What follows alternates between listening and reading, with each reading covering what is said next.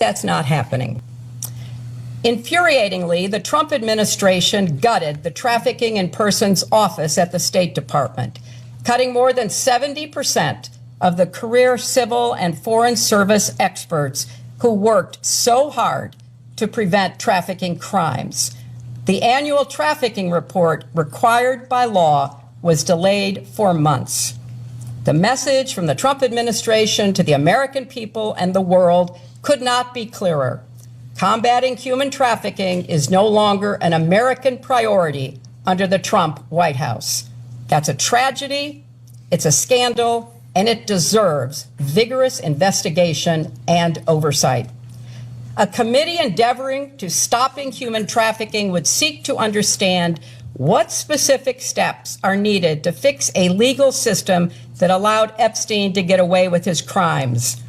A committee run by elected officials with a commitment to transparency would ensure the full release of all the files. It would ensure that the lawful redactions of those files protected the victims and survivors, not powerful men and political allies. It would get to the bottom of reports that DOJ withheld FBI interviews in which a survivor accuses President Trump of crimes. It would subpoena anyone who asked on which night there would be the wildest party on Epstein's island. It would demand testimony from prosecutors from Florida, New York, and the Department of Justice about why they gave Epstein a sweetheart deal and chose not to pursue others who may have been implicated in his crimes. And it would demand that Secretary Rubio and Attorney General Bondi testify about why this administration is abandoning survivors and playing into the hands of traffickers.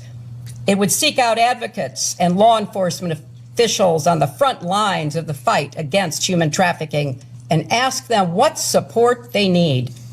And it would put forth legislation to provide more resources and force this administration to act. But that's not happening. Instead, you have compelled me to testify, fully aware that I have no knowledge that would assist your investigation, in order to distract from President Trump's actions and to cover them up despite legitimate calls for answers.